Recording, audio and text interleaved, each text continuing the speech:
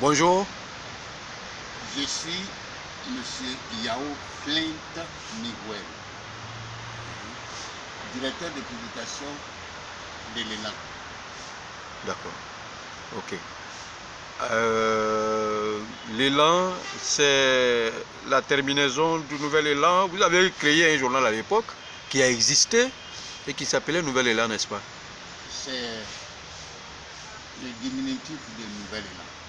Oui.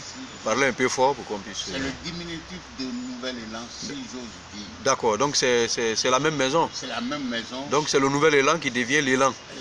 Tout à fait. Très bien. Alors, que devient Miguel après avoir disparu pendant près de 20 ans? Je n'ai pas disparu en tant que tel. J'ai toujours été en contact avec la presse, mais je m'étais soustrait un peu pour être le conseiller spécial de Feu Kwame Konan Sika, propriétaire du patrimoine UTB. Très bien, d'accord. Est-ce que Miguel a un projet dans le cadre des médias? Maintenant, je vais revenir après le décès de mon patron, je vais revenir à la presse.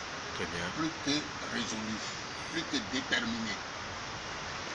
D'accord. Et vous allez vous lancer dans la presse numérique ou dans la presse papier? C'est la presse numérique qui est à la mode maintenant. Et je vais m'y accommoder. Très bien. Alors, est-ce qu'on peut avoir déjà le nom de votre futur journal? L'Élan. Très bien. Et c'est à partir de quand les Ivoiriens peuvent lire ce journal? Dans un mois au minimum. Très bien. Vous avez déjà du matériel, votre siège, tout est acquis? Nous sommes en phase de préparation. En phase de préparation. Très bien. Alors, aujourd'hui, Monsieur Miguel, vous savez très bien que vous faites partie d'un milieu professionnel qui est considérablement sinistré. Est-ce que vous pensez que vous pourrez faire encore carrière dans ce métier? Vous savez, ce métier a un principe. L'éthique et la déontologie. Les faits qu'il faut relater aux gens. Le mensonge, la délation et toutes sortes de situations confuses n'y vont pas avec la presse. Donc moi je viens, je m'y connais, alors j'ai une place où ces rubriques vont donner aux gens ce qu'ils n'ont pas connu depuis temps.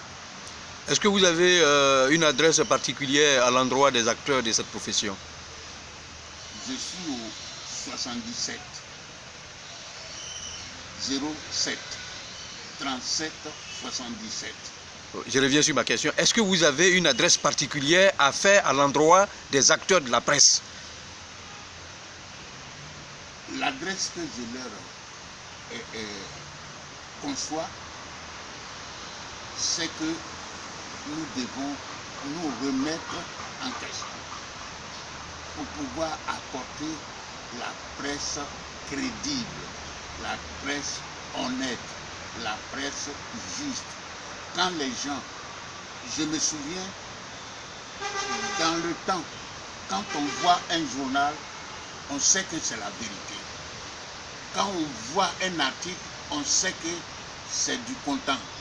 Mais aujourd'hui, personne ne considère la presse à cause de ce que les acteurs lui ont fait.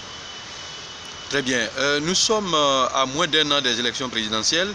Est-ce que vous pensez que la presse a un rôle à jouer? C'est la presse qui fait les pays.